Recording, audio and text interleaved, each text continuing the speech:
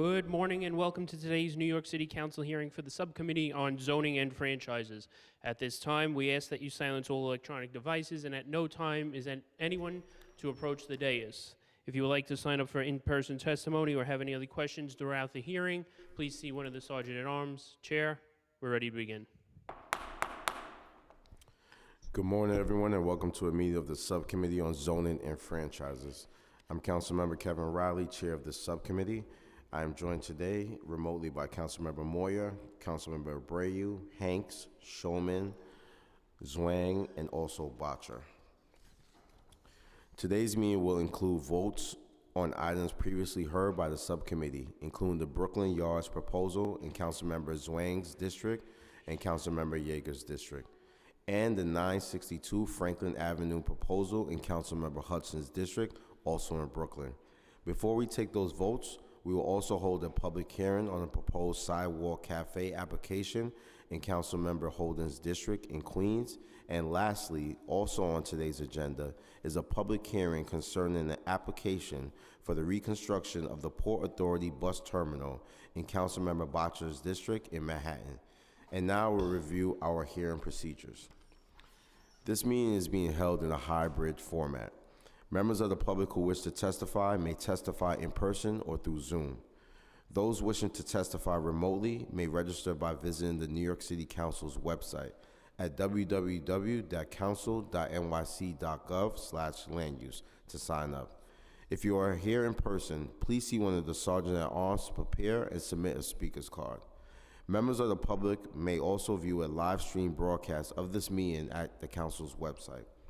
When you are called to testify and you are online, you will remain muted until recognized by myself to speak.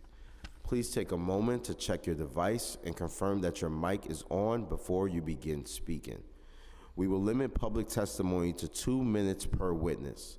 Members of the public may also submit written testimony through email at landusetestimony@council.nyc.gov. Written testimony may be submitted up to 3 days after the hearing is closed.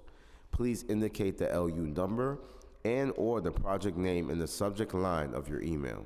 We request that the witnesses joining us remotely remain in the meeting until you are excused by myself, as council members may have questions.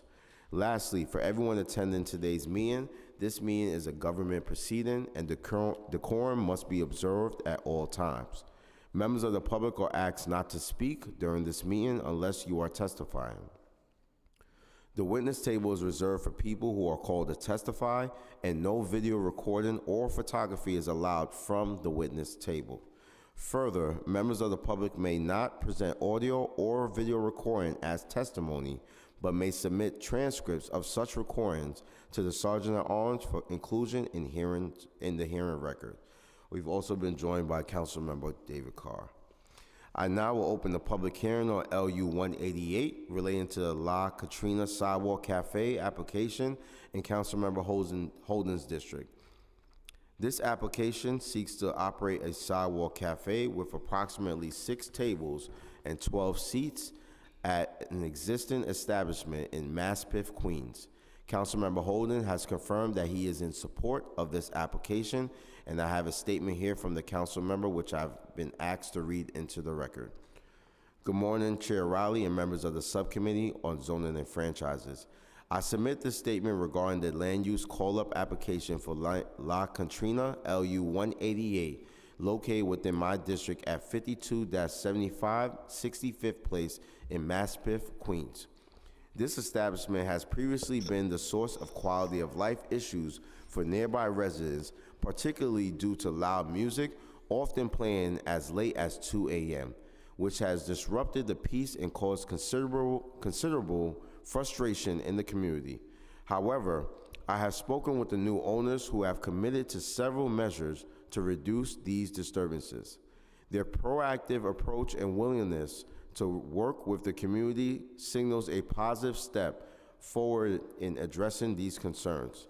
Given these productive discussions and the new ownership commitment to improve neighborhood relations, I am prepared to support their application for a sidewalk cafe, provided they continue to uphold these commitments. Thank you, Chair Riley, and the excellent staff of the subcommittee for your assistance on this matter. Sincerely, Robert F. Holden, council member from District 30.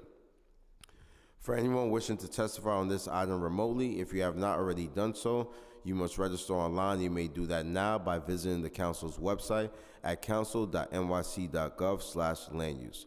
And once again, for anyone with us in person, please see one of the sergeants to prepare and submit a speaker's card. If you would prefer to submit written testimony, you can always do so by emailing it to landusetestimony@council.nyc.gov. Council, are there any members of the public who wish to testify regarding this sidewalk cafe application remotely or in person? Chair, it appears no one is here to testify in person, and we also do not have anyone sign up online to testify. There being no members of the public who wish to testify on LU 188 regarding the La Contrina's application for a sidewalk cafe, the public hearing is now closed and the item is laid over. Before we go to our next public hearing today, we will vote on items that have been laid over. We will vote to approve the modification of LUs 164 through 172 for the Brooklyn Yards proposal, which is located in Brooklyn's district of Councilmember Zwang and Councilmember Yeager. The proposal includes a zoning map amendment, zoning text amendment, and 7 special permits to facilitate the development of 14 buildings within the existing railroad right-of-way, and including approximately 270 dwelling units, up to 81 of which would be permanently affordable. Our modification will be to reduce the proposed height of the proposed commercial building along New Utrecht Avenue from 10 stories to 9 stories to be more in keeping with the built character of the surrounding area. Councilmembers Zwang and Yeager are in support of this proposal as modified, and I would now like to give the floor to Councilmember Zwang to give her remarks.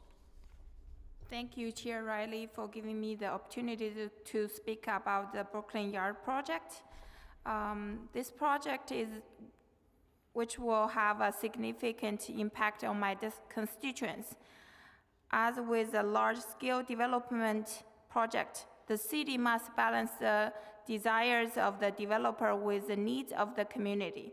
There's no denying that the city needs more affordable housing. My district also no different. Ever since I have been elected, I always speak about get more affordable housing, especially for senior housing. While there's a significant demand for more housing in my district, there's also a demand for developers to work with the community in order to bring about the best possible project for all sides. After speaking with the developer and also representatives from the community, I'm pleased that the developer has sufficiently taken into account the need of the community. And therefore, I fully support the Brooklyn Yard project. Also, the developer made certain commitments that will also directly benefit to the community, such as provide 2,000 square feet of the space that will dedicated solely for community needs. And also the developer also commit to support several community-based organizations through my district. I would like to thank Brooklyn Yard Development for making this commitment and assure that the whole community can benefit from this proposed project. As the city try to navigate this affordable housing crisis, I hope this project can set as an example to other proposed developments in my district and throughout the city. The city and the developers need to continue working together to come up with a new and creative way to utilize the existing space. For example, we can utilize the active railroad, which is not new. This project where the community benefit is a win for all parties. And also our community boards are fully support this project. This is why I fully support this project and urge my colleagues on this committee to vote in favor of Brooklyn Yards. Thank you. Thank you, Councilmember Zwang, for your leadership on this proposal.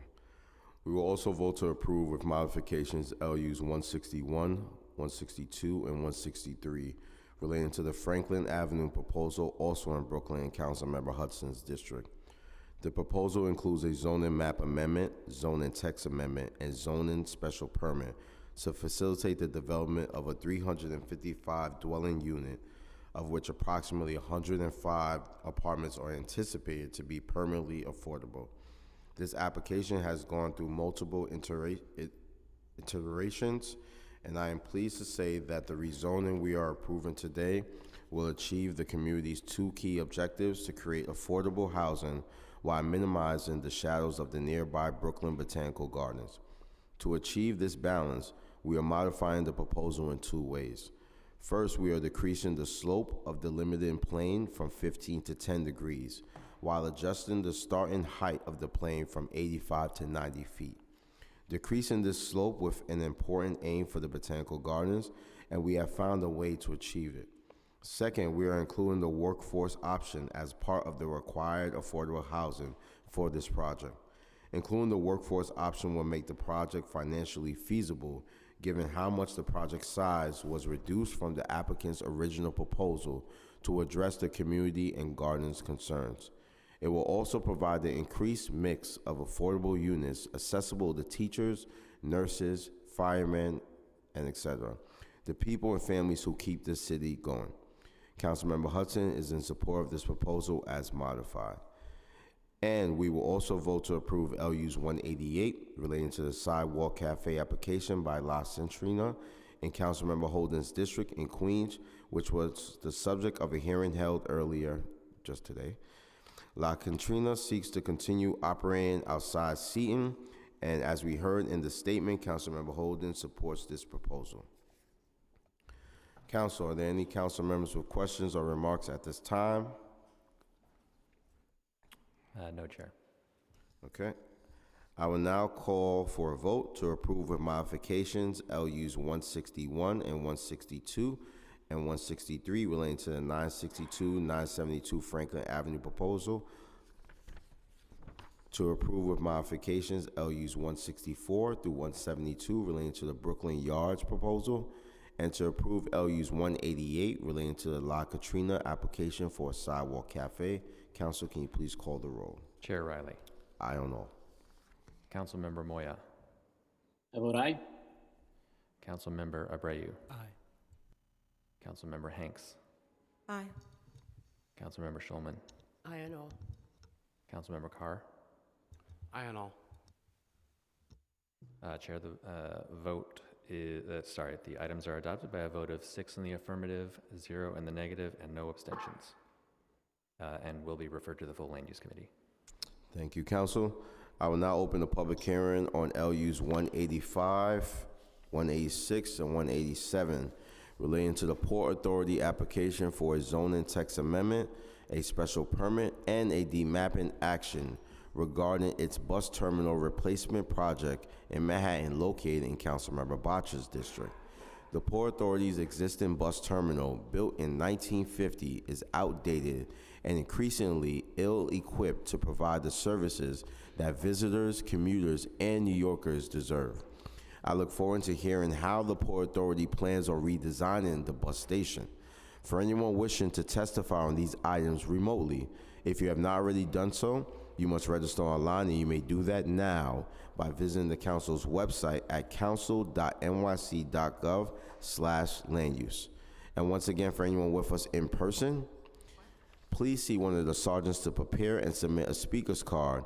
If you prefer to submit written testimony, you can always do so by emailing to landusetestimony@council.nyc.gov. Councilman Bottcher, do you have any remarks for this project? Yes. Spread the good news. We are replacing the Port Authority bus terminal. If the happiest place on earth is Disneyland, arguably one of the least happiest places has got to be the Port Authority bus terminal.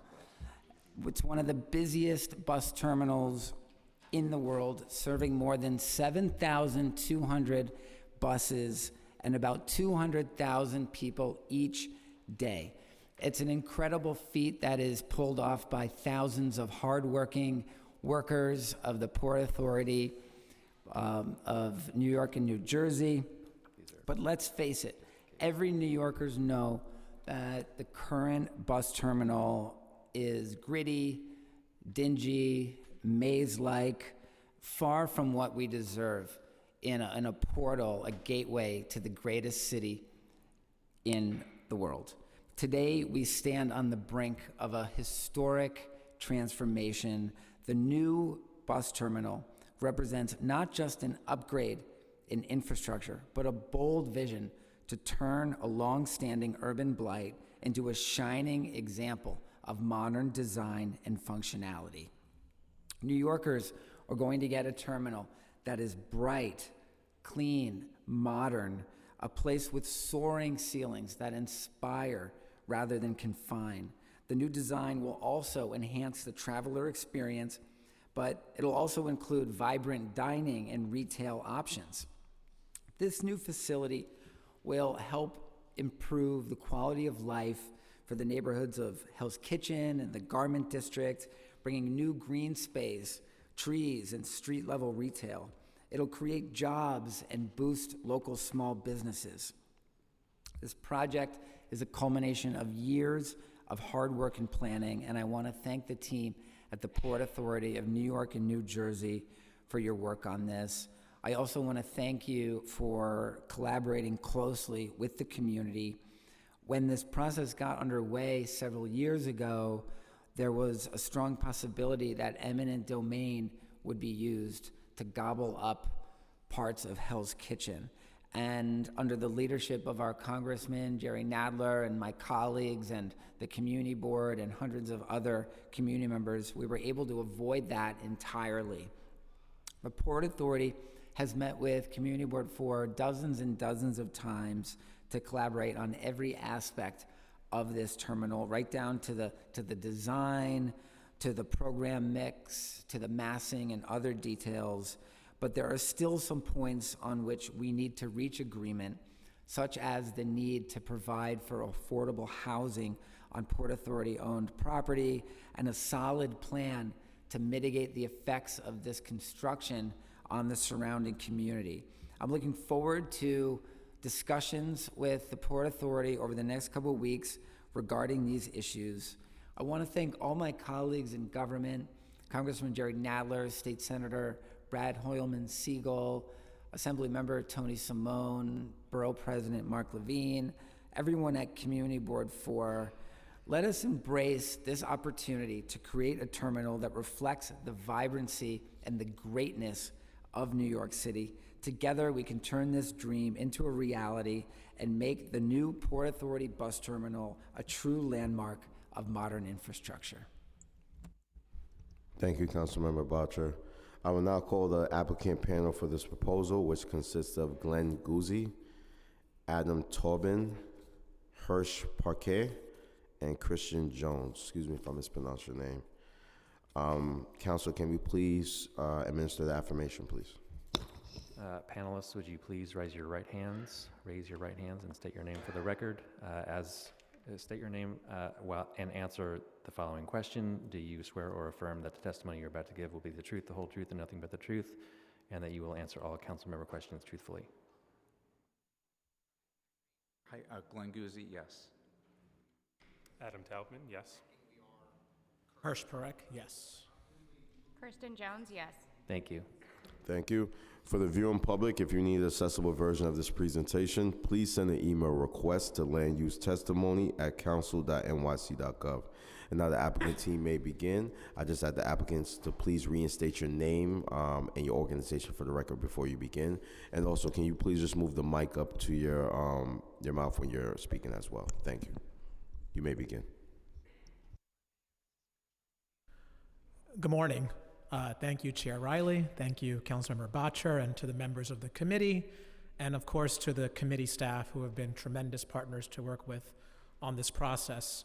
My name is Hirsch Parek. I'm with the Port Authority of New York and New Jersey, and we're here to present to you about our bus terminal replacement project and the associated ULURP for that project. We'll begin the presentation with just a short summary of our requested land use actions in the ULURP, and then we'll jump into the actual details of the project. So with that, I'll turn it over to my colleague, Adam. Thank you. Adam Taubman at Kramer 11, we're Land Use Counsel to the Port Authority. Next slide, please. I'll be discussing the requested land use actions before moving on to the rest of the presentation. Next, please. So as Hirsch and Councilmember Botcher noted, the project that we're presenting today is the result of many years of design development and feedback from community members and elected officials. And this is a collaborative process that we expect will continue through the final design and construction of the project. But to set the table for today's hearing, we are here today to request the Council's approval of 3 land use actions for the bus terminal. Those actions are a zoning text amendment to Section 74-145 of the zoning resolution, which already allows bus stations by special permit, but on terms that are outdated with respect to planning considerations. Second is a special permit pursuant to Section 74-145 to allow the proposed bus station use and to grant other zoning approvals that are needed for the project. And third is a change in the city map to demap various volumes of city streets that will contain critical elements of the bus terminal. We have time set aside at the end of the presentation to describe these actions in greater detail, but first, Hirsch will tell you a bit more about the project itself. Great, thank you, Adam. Next slide, please. So we'll begin with just a description of the current conditions of the bus terminal. Chair Riley and Councilmember Botcher already alluded to these. We can go to the next slide. But you can see that it is not the most welcoming environment. The terminal functions in the best way it can, accommodating the hundreds of thousands of commuters that utilize it every day, but we know we can do better. We know New York deserves better, the commuters deserve better, and the community deserves better.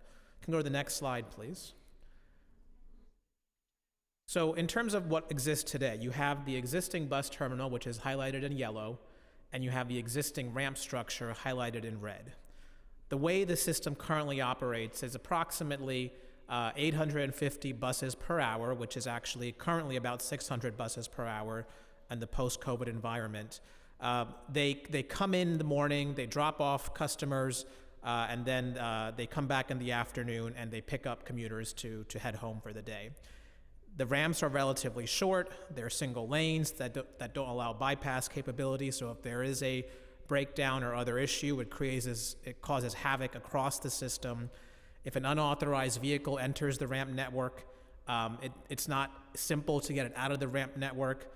And I'll also just highlight in blue, you'll see a number of surface level parking lots across the community that accommodate bus operations. The current terminal simply cannot accommodate the number of operations that are necessary for the system to work and to get commuters and other folks into and out of the city. So it creates an environment where you have not only just a very heavily utilized bus terminal, but surface level lots that create congestion in the community, have buses idling in the community. It's really not a great environment, and we're looking to fix that. Next slide, please. So we jumped into our project objectives. Next slide. And as Adam noted, there were a number of objectives that we had for this project: improving the Trans-Hudson bus operations, improving the passenger experience, really making sure that we reduce the impact of the terminal on the surrounding community. But all of that really boils down to 2 key points. We needed to make sure that this project met the needs of the commuters who utilize the bus terminal and the community that lives and works and surrounds the bus terminal. And so if we go to the next slide, we can jump to what our original project was. It was a build-in-place proposal to really demolish the existing terminal and ramp network and replace it in kind at a cost of about $5.5 billion. We then jumped into a series of community engagement, and that goes to the next slide. And as the council member noted, there has been years and years of extensive community engagement. We have received significant feedback about how this project can be made better. If you go to the next slide, you can see all of the various stakeholders that we have engaged with in both New York and in New Jersey. This is just a selected list. The list actually goes for much longer. And so based on this years and years of feedback, we landed on the project that we have in front of us today, which is on the next slide. So this is a much larger project. It is what we call the Enhanced Build-in-Place project. It is a $10 billion project, and it does meet the needs of the community, it meets the needs of the commuters, and we are proud of that, and we are proud to have achieved that vision in partnership and collaboration with the community. Also critically important, as Councilmember Bottcher noted, there will be no eminent domain. Every piece of this project will be built on Port Authority property, no taking of private land. This project is made up of a number of different components. You start with the yellow building on the far east side. That's going to be the new main bus terminal. It will include not just space for commuter buses, but also significantly important for the community, space for intercity buses. These are your megas and your bolts that currently operate on curbside locations. We will be able to move many of them into the new bus terminal, which was a critical ask from the community. West of that, you see the staging and storage facility in the purple-blue color. That facility is important because it will allow for those buses that currently idle and park on local streets to be moved into this terminal. It will make sure that buses are no longer creating congestion, causing pollution. Instead, they will be able to stage in this facility while they are waiting to get to their gate. They'll be able to store in this facility during the midday hours between the two rush hours. Also important is that this facility will serve as a temporary terminal so that when we demolish the existing bus terminal, this facility will be able to maintain operations for buses. To the west of that, you see the brand new ramp structure, which is important because it connects directly into the Lincoln Tunnel, reduces the number of buses that need to circulate on city streets, and is a much more efficient operation. And then just below the bus terminals, you see what's called the deck overs and the new open space. These are initially will be constructed as decks over the Dyer Avenue roadway. There will be bus operations there during the construction program, but upon the conclusion of the program, the deck overs will be converted into nearly 3.5 acres of much needed open space that this community does not currently have. Also an important ask from the community that we are happy to be able to deliver on. So again, key points here. No taking of private property, all Port Authority property, responsive to many of the needs and requests and feedback that we received from the community and the city, and a much larger $10 billion project. Go to the next slide and just flip through a series of project views that show the conditions today and what we anticipate will be a brand new terminal, as Councilmember Bottcher noted. So this is 8th Avenue and 40th Street, a much brighter, spacious, nicer experience in all ways possible. The next slide goes to the subway entrance that currently exists, low ceilings, dark, not very easy to navigate. We want to make sure that even if you're not taking a bus into the bus terminal, that your ability to access the subway system through this facility is improved in a tremendous way. And that's shown on the next slide. It shows you what the spacious, light-filled facility will look like at the access to the subway level. The next slide shows the 40th Street between 8th and 9th Avenue. Right now, not very activated, very unwelcoming to the community, not what we want to see in this part of the city or anywhere in the city for that matter. We want to make sure that we are creating an atmosphere that is welcoming for the community, that is safe for the community, and that goes to the next slide, which shows you a transformed experience with significant amounts of street-level retail that will have, as the council member noted, retail shops, cafes, and other programming that will serve to benefit not just the users of the terminal, but the community around the terminal. The next slide shows you the Dyer Plaza as it currently exists. I mentioned this is the connection to the Lincoln Tunnel. It currently separates the community. It is something that split the community apart, and through this project, we're hoping to re-knit the community back together. And the next slide shows the end state of the project, which is after the deck overs have been converted into the open space, they will be this open green space for the community to enjoy. And in the background, you see the new staging and storage facility, which, as I mentioned, is critical for the operation of the new bus terminal. The next slide goes to 39th Street, which again is just walls. We've tried to liven them up with some artwork that we've done in partnership with the local community and the Hudson Yards Hell's Kitchen bid, but we know it could be better. And so once again, we look at the next slide that shows you a more zoomed in visual of that on-street retail, really ensuring that it meets the urban design controls that the City Planning Commission is interested in. It meets the needs of the community with this activated retail in a more welcoming environment with trees and other sort of amenities, just a more welcoming experience. And finally, our last view of the morning is 39th Street and 10th Avenue. This is looking north today. You currently see just a single ramp that is connecting to our facility. On the next page, you'll see the brand new facility, which is the ramp structure that connects the ramps and the storage and staging facility to make sure the operation is as efficient as it can be. But we will also make sure that below these ramps and bridging structures that there is appropriate lighting and other tools to make sure that the environment is bright and welcoming. So this is just a quick run through of what we expect the bus terminal will look like. I'll turn it back over to Adam to speak about the ULURP actions in more specific detail. Thank you, Hirsch. Next slide, please. Next slide. So as I said earlier, there are 3 land use actions for which we're seeking approval, and those are a zoning text amendment, a special permit, and a change in the city map, and I'll be taking you through those in turn. Next slide, please. So section 74-145 of the zoning resolution today allows bus stations by special permit, but it hasn't been amended in any substantive way since the zoning resolution was adopted in 1961. So the Port Authority is proposing a text amendment to that provision to create a new special permit that is available within the site's geographic area and that authorizes the types of zoning approvals that are needed for a project as complex as this one. That zoning text amendment would also establish new findings that reflect the city's planning goals for a modern bus terminal, with an emphasis not just on bus circulation and vehicular traffic, but also on pedestrian circulation, the public realm, and quality of design.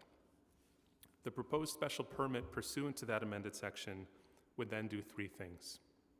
First, it would approve the bus station use, shown here in a gray color. Second, it would approve the construction of the bus station within the airspaces that are proposed to be demapped under the separate mapping action. This image shows in an aqua color the airspaces that will contain the facility's most critical bridging elements. And third, the special permit would approve zoning modifications to facilitate the development of the overbuild towers, shown here in a very faint pink color, including a transfer of floor area within the bus station's zoning lot. The overbuild towers are a critical funding source for the project, as Hirsch pointed out a few moments ago. And the massings shown here and in the application are not actual tower designs, but rather maximum building envelopes that would govern the future design and construction of the towers. Next slide. The proposed mapping action would allow for the demapping and conveyance to the Port Authority of various street volumes that are needed for the project. Those street volumes generally fall into 3 categories. First is an at-grade portion of West 41st Street that extends west from 8th Avenue, shown here as a green volume poking out of the building's frontage on 8th Avenue. This volume is situated between above and below grade portions of the street that were demapped in the 1970s to accommodate the pedestrian connections between the existing bus terminal's north and south wings. The proposed demapping would fill the donut hole created by those prior demappings, allowing the bus terminal to be built with a unified entrance and central atrium on 8th Avenue. This is the only area that the Port Authority is proposing to demap that accommodates vehicular traffic today.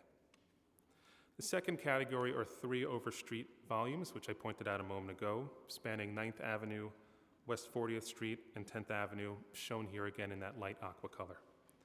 These overstreet volumes will accommodate the proposed bus-level connections between the main terminal, the storage and staging facility, and the ramp structure. And these connections are critical because they will allow bus loading and circulation activities to be accommodated entirely within the facility, keeping buses off neighboring city streets. The third category are various at-grade, above-grade, and below-grade volumes immediately adjacent to the Port Authority's property, which will accommodate needed building overhangs, facade extents, and foundation elements. With that, I'll turn it back to Hirsch. So to close out our presentation this morning, we can go to the next slide, please. The next slide, please. So this is our project timeline and our phasing plan.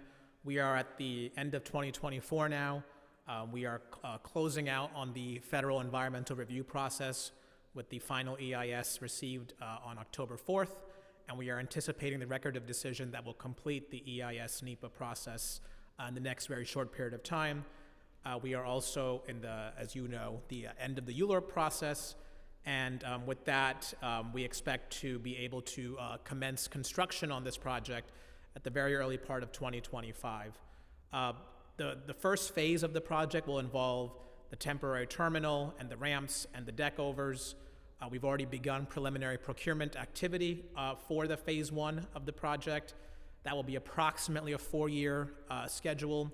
We will then convert or use the storage and staging facility as a temporary terminal while we demolish the existing bus terminal during phase 2. And that phase 2 will also be approximately a 4-year project, which will get us to the end of 2032.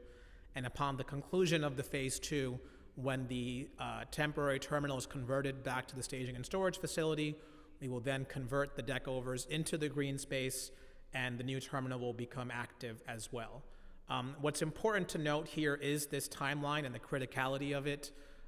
Part of this project funding for phase 1 is a federal TIFIA loan, and we want to ensure that we can close on that loan before the end of the year so that there are no additional delays caused by the changeover in administration in Washington, which typically happens regardless of any transitionary period. So it is our goal to close out that loan application in the next very short period of time, and with that loan in hand, we'll be able to proceed with the phase 1 of this project. And our final slide is just a summary of this entire program. We view this project as a win for the City of New York, a win for the community that surrounds this bus terminal, and a win for the commuters who use this bus terminal. It'll be a modern 21st century facility, a gateway to New York that this city and this region deserves. It will address and mitigate many of the challenges that the existing bus terminal has created for the community, with the addition of the open green space, with the removal of the buses that idle on local city streets, reducing congestion, moving the intercity buses into the bus terminal, enhancing the streetscape, adding retail, making it a more welcoming and friendly environment for the community. So with that, council members and Chair Riley, we appreciate the time and happy to answer your questions. Thank you so much for your presentation. And it's really great to hear that the Port Authority will be investing in bus infrastructure. Redesign of the Port Authority terminal is well overdue, and we need a similar focus investment on the buses in the Bronx. So I'm really happy to hear about this as well. You touched on most of the questions that I was going to ask, but I'm just going to ask them for the record. I would like to know more about how the redesign came about. You had a lot of stakeholders that you put up on that screen, from the community board all the way down to MTA. Who were the key stakeholders that helped shape this project, and how is this proposal reflective on their input? Sure. I'm going to ask Glenn Guzzi, who's been on this project probably since the beginning, to speak to that question. Thank you. Good morning, Chairman. Good morning. So to respond to your question, as you've heard, this project has been thought about for many years. There was several processes that predated our current process, and through those processes, we received a lot of public feedback, community feedback, which actually prompted us to pause our thinking and reformat how we're going to approach. The reformat included a re-engagement of the community, whether it was elected officials or community boards 4 and 5 at the time, to stop for a moment and say, okay, tell us now what it is that's important to you, versus us telling the community what we thought they needed. So that was a critical movement in how we were approaching the development of the project. We had no concepts at that point in time because it was more important for us to understand what the community needed out of the project. Following that, we continued working with the bus carriers, New Jersey Transit, for instance, as the largest carrier in the facility, to understand what was going to be important for the carriers to have in a facility that would enable the facility to stand the test of time. So once it opened, it wasn't automatically obsolete, to understand how we're going to get 50 plus years out of a facility for an efficient movement of buses. Once we really spent approximately 2 years listening. We brought in our designers and our architects to start creating massings of the program to be able to take back to the community boards and the local elected officials to say, okay, this is what we've heard, this is what we understand your needs to be, this is how we're going to approach massing the project, keeping in mind that we would be taking no private property. So from that point, it became a very deep discussion with all of the members of the community boards 4 and 5, primarily 4, to evolve the design to meet their specific needs while also maintaining the needs of the operators and the commuters. And it continues. Thank you. You spoke about the the timeline and the construction phase. Thank you. It was very detailed. How is that going to be communicated throughout the community with the different phases? I know you said phase 1 is like 4 years. Phase 2 will be another 4 years. How is this going to be communicated with the community? Sure. So I think 2 points here. One is we have been very proud of our work with the community, as Glenn noted, that has led us to this project design. And the commitment that we've made is, even after we are past these regulatory processes, that our engagement with the community will continue, that robust dialogue that we have had with them will continue. And quite frankly speaking, you know, the construction period is when they will feel the most impact. And we recognize that. And we that goes into my next question. I'm just reading your mind here. So how would the bus services be impacted during construction, and will there be a reduction in services? So I'm going to ask Kirsten, who actually is part of the operation of the bus terminal, to speak to that question. But just one point I'll make is we recognize that this will be a complicated project that will create significant impacts during the construction period. It is our commitment to do what we can to minimize those impacts, but also be overly communicative about what's coming so that the community and the people who live and work here are able to plan ahead and know what's coming. But let me ask Kirsten to speak about the impact on bus operations during the project. Hello. So we have already begun working with all of the carriers. We meet with New Jersey Transit regularly, which is our largest carrier. Right now, they're about 80% of our operation in the bus terminal. During construction, we are working very closely with the construction phasing team to make sure that bus operations will continue throughout the entirety of construction without interruption of service. There may be points at which the travel time is longer, in which case we would communicate that with the carriers and with customers directly. During the phase 1 construction, when the temporary terminal is being constructed, passenger experience will remain similar to today because they will still be leaving the bus terminal from their existing gate. They will be driving through construction once they leave the terminal, but the access to the Lincoln Tunnel will remain the same. Then, while we're in phase 2 of construction, when the existing terminal is demolished and we're operating out of the temporary terminal, bus passengers will be moved, so they will have to go to a new location, the temporary terminal. That terminal will house the vast majority of our departures and arrivals for the 260,000 people who use the terminal. However, there will be operations on the deckovers and some other remote locations in the vicinity. All of those locations will be coordinated with the carriers and with customers, so we will be able to communicate those changes well in advance and make it as least disruptive as possible to the commuter and to the carrier. And then at the end of the construction of the main terminal, there will be one final move back for all the passengers, and then they will be able to experience kind of the culmination of all of the work. Has the financing for this project been secured? I'm sorry, repeat the question, please. Has the financing for this project been secured? Oh, sure. So if we can flip to, we have an appendix slide on that, slide 72.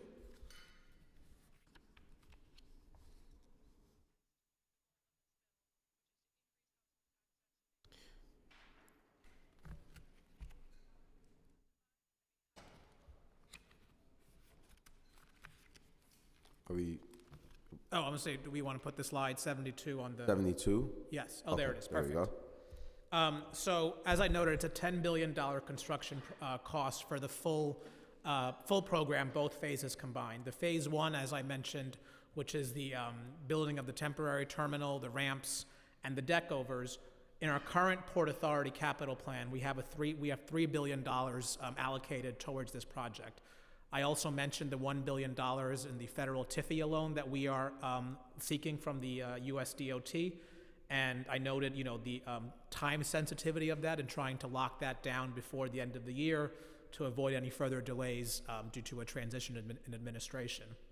So that's phase one.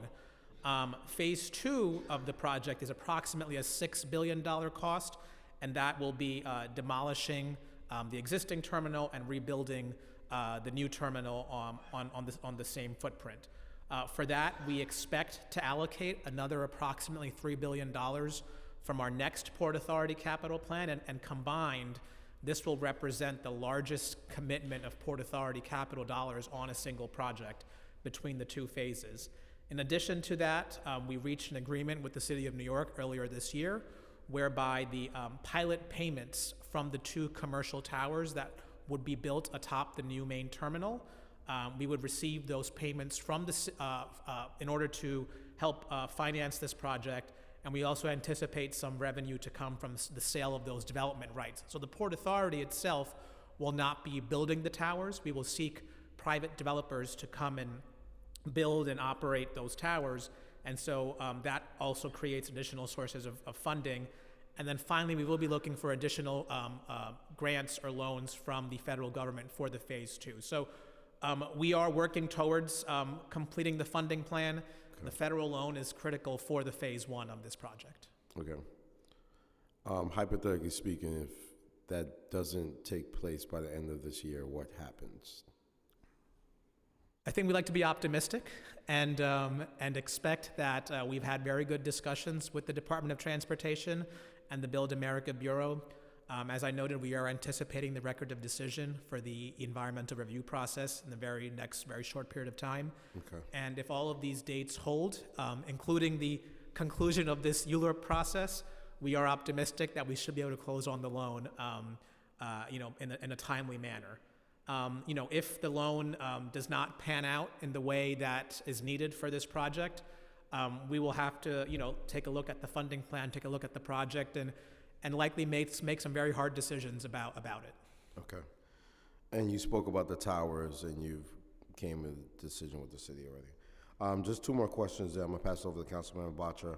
How will the bus terminal function differently with the introduction of a new terminal? Aside from increased capacity, how will operations improve?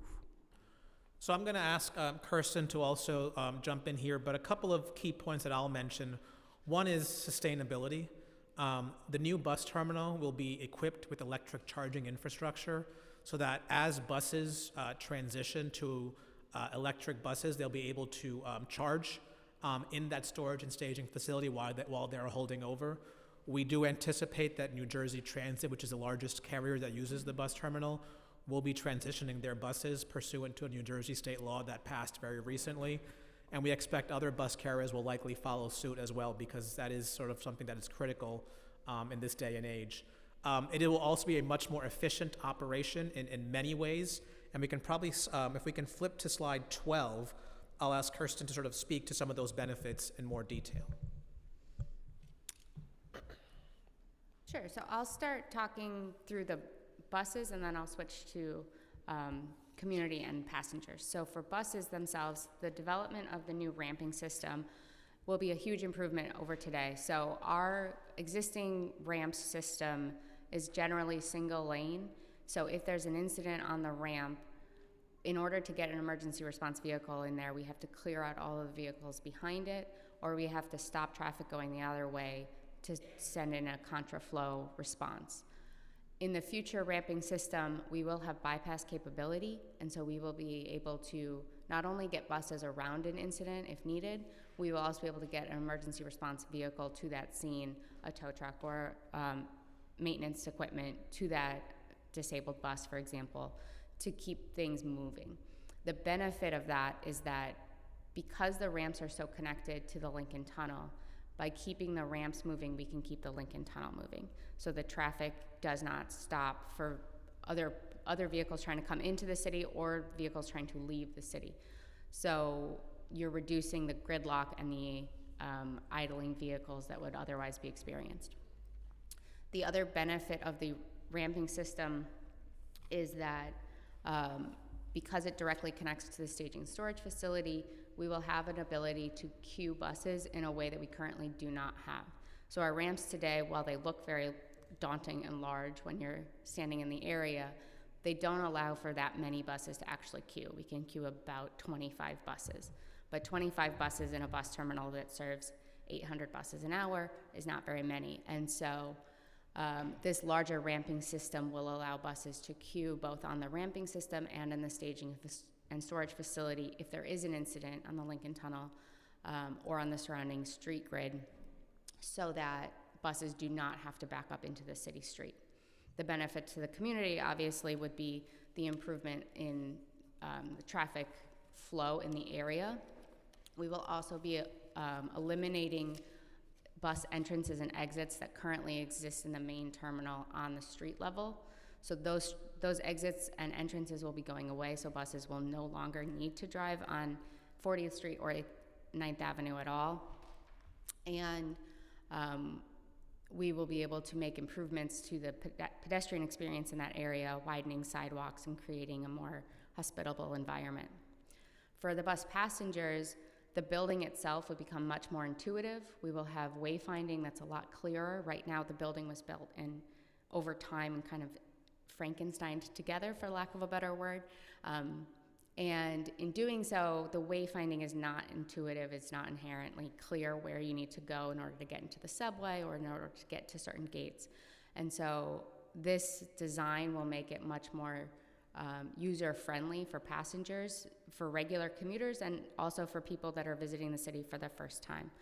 The queue space will be much cleaner at the gates, so bus passengers will be able to see their bus at the gate and where their line needs to be. In the existing terminal, lines are usually not next to the bus departure gate due to a lack of space. So passengers will have an overall better experience. There will be more light and more air space for people to move around, so the terminal itself will function much cleaner.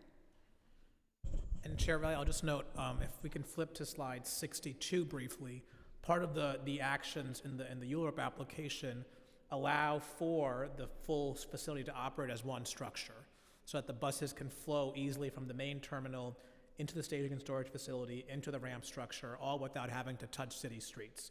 And this sort of diagram gives you a good view of how it will operate as one unified facility, again, reducing the congestion and the gridlock and the pollution on local streets. Okay. And last question, you spoke about the buses that will be moved into a new terminal. You could just answer yes or no. Have the other bus companies agreed to this already? Yeah, so there's been extensive coordination with all of the bus carriers, and they are aware of the plans that will be in place. Okay, thank you. I will now turn it over to Councilmember Bottcher. Thank you so much. I want to start by talking about construction mitigation. The construction period will obviously have a lot of impacts on the surrounding community, and one of the requests of the community board and the elected officials is the establishment of a Port Authority bus terminal construction task force that can be modeled after the World Trade Center task force, with representatives of various city agencies, Community Board 4. Is this something that you'll commit to?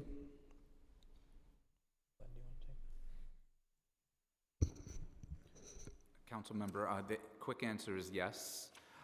We have certainly, and as you know, learned a lot through our work at rebuilding the World Trade Center, which I have been part of since September 11th, 2001. So we learned a lot of lessons as an agency of what is expedient versus what is right, and we have made a commitment. We are establishing a construction logistics office, which will include internal disciplines, whether it's traffic engineering, the contractors, our government affairs folks, and also external relations relative to stakeholder engagement on a regular basis, so there are no surprises. Minimizing the use of night work from midnight to 7 a.m., what commitments will you make with respect to that? Oh, I don't know the answer to that question, in all honesty. What we are currently doing is in the early stages of procurement. So once we onboard contractors, they will have to supply to us their means and methods. Certainly there will be criteria put upon them, whether that would be, say, loud and noisy work at night would be prohibited.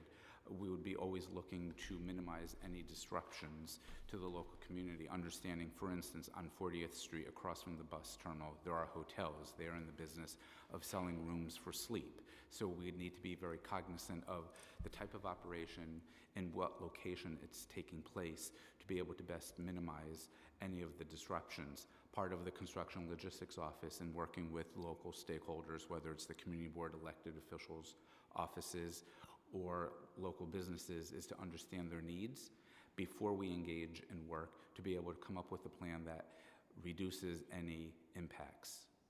I'll just note, Councilmember, I think, for a project of this complexity and magnitude, there will need to be some overnight work just to make sure we can stick to a specific schedule, but we do recognize that this work would happen in an area where people live and work and have other needs as well. And so we'll be very sensitive to that and do what we can, as Glenn mentioned, to listen to the community and do our best to minimize those impacts. But just suffice to say that, night work would be necessary for a project of this size and magnitude.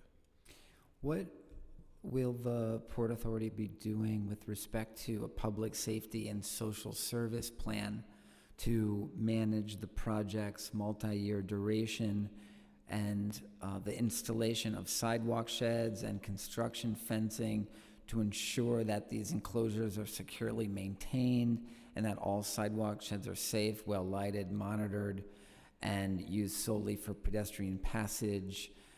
And what kind of social services will be provided for any unhoused individuals? Yes, so I think it's important that note that we agree that public safety is of paramount importance. We want to make sure that the users of the bus terminal, the residents that live around the bus terminal, the businesses that operate around the bus terminal are kept safe during the course of this construction program. That is probably, if not our number one priority, really one of our top priorities. And we will make sure that our contractors, our staff, everyone that's working with us on this program keep to that mantra as well, to ensure that conditions are kept safe for everyone mentioned. In terms of a social services plan, we currently work with an organization called Urban Pathways that works within our existing bus terminal to provide, to support those individuals that are unhoused and need to be referred to social services. And we expect that type of service would continue on Port Authority property during the course of this program to make sure that any unhoused individuals that are part on the property, that they are referred to the appropriate service providers to get them the help that they need. Would you commit to inviting Urban Pathways to be part of the construction task force? Yeah, I mean, I think it's safe to say that all of our bus terminal stakeholders, including Urban Pathways, would be critical in terms of managing the impacts of the bus terminal construction project. And so I would expect that Urban Pathways would be a key component of that. We will rely on them to help with addressing that need specifically. What provisions are you making for the small businesses on 9th Avenue to mitigate business interruption, manage sidewalk and street closures, sidewalk sheds, and loss of visibility due to construction? So, as part of this construction program, we do not anticipate the need for any business to close for construction purposes, and we will work with our contractor to make sure that their plans follow that goal. But in the case that if any business does need to close, or they have their entrance obstructed due to construction reasons, we will work with that business to address that need.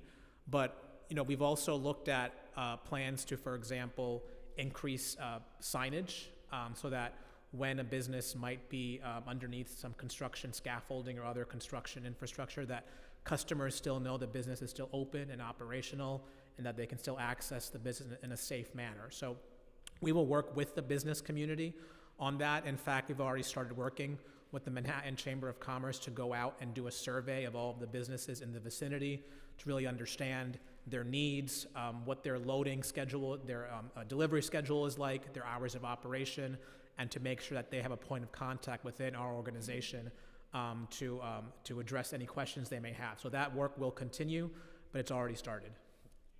There's a Head Start program operated by Hudson Guild at Metro Baptist Church at 410 West 40th Street, adjacent to the future construction site. Would you commit to providing a temporary relocation for that Head Start program if it is needed? So at this time, we do not anticipate the need for any relocation of any business or other service or organization that exists within the project area. But what's critical is, again, keeping our ear to the ground and making sure we are hearing from the community, hearing from the students and parents that may participate in that Head Start program, the folks within that church, and just keeping a very open line of communication and addressing any issues that come up in as responsive and as timely way as possible.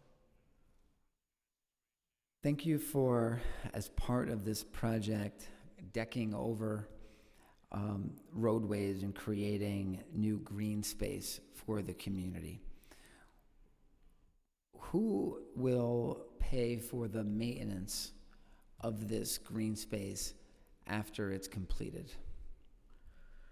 So we are very happy with the current design of this program in terms of providing 3.5 acres of new open green space for the community. We think it will help reknit the community, provide an open space, a resource and amenity that this community has not had access to for a very long period of time. So we are excited about that aspect of this project. We also expect to engage in a robust engagement plan whereby the community and other stakeholders, we will work with them to design the open spaces and the programming and the other sort of things that will exist within those deck over open spaces. In terms of the long-term maintenance of these open spaces, we recognize that as an agency, we will play a role in supporting that. But we also expect to need the support of both the city and the state and potentially private stakeholders to support in the ongoing maintenance of those open spaces, of those green spaces. Ultimately, we are a transportation agency, and we will do what we can within our constraints to support the maintenance of those open spaces. And we know that there's interest from local organizations to manage those open spaces. But I do expect that there will need to be some financial support from other stakeholders to really ensure that they are maintained properly. At what point in this process do you envision these questions being answered specifically? The Port Authority is agreeing to make an annual fixed payment, for example, for the maintenance of these. When does it get determined how much that is? Who else is contributing? Is it in the next 2 weeks? Is it in the next year? Is it when the decking is complete? When do you plan on having those discussions? I think as we get into the process of the design of these open spaces, and we get a clearer picture of what the deck over open spaces will look like upon the conclusion of the program, I think that's also the appropriate time to start thinking about how to pull together these various sources of funding and other resources to ensure that these spaces are kept in good condition. I don't think it's in anyone's interest, certainly not the Port Authority's interest, not the community's interest, and not other surrounding stakeholders to see these open spaces fall into a state of disrepair. And so we will work together with your office, council member, and with other stakeholders to pull that together as we begin thinking about the design of these open spaces. Glenn, is there anything you want to add to that? No, Turn their mic. sorry.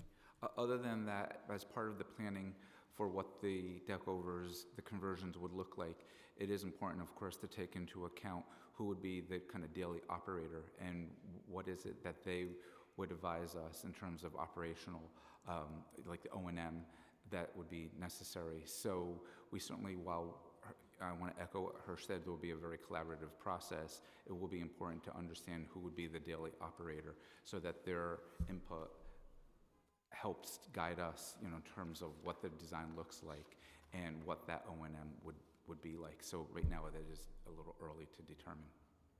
Thank you for agreeing to a temporary relocation of Astro's Dog Run during the construction of the terminals. When do you plan on having that location up and running? Councilmember, we'll have to get back to you on that question. We do know it is important for the community and the users of the current dog run. And as you noted, we have identified a location to do a temporary relocation, but we are sort of putting together the plans of that relocation, and we'll get back to you on the timing of that. You are in discussions with the community board and others about additional green space, that additional closure of lanes that you're waiting on from the Department of Transportation to get the sign off on those plans. Is that correct?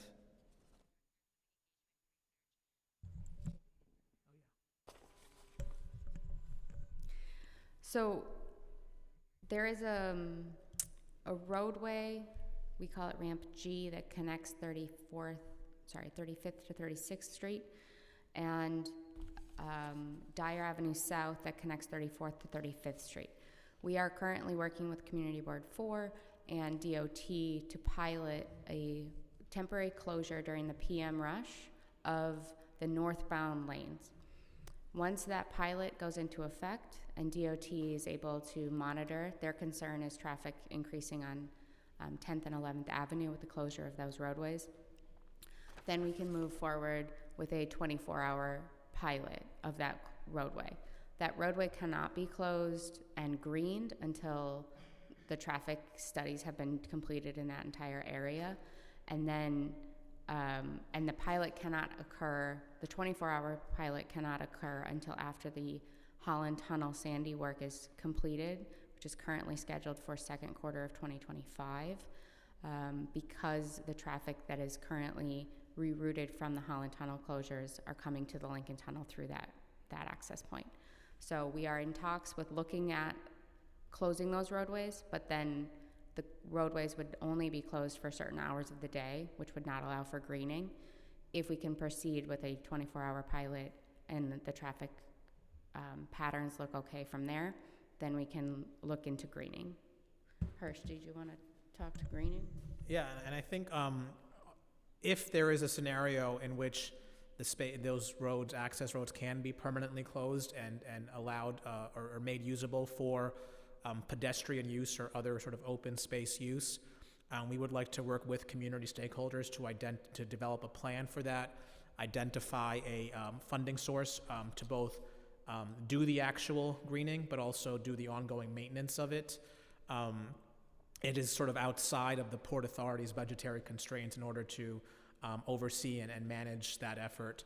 But we've had successful partnerships with the HYHK bid, for example, in terms of other open spaces in the community, and we could envision a similar arrangement under a use agreement, under a permit that allows for certain uses.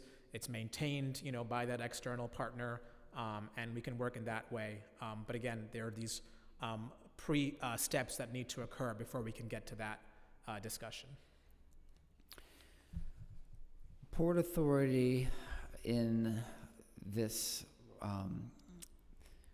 in the footprint of the Port Authority bus terminal area, has property that we believe would be good location for affordable housing.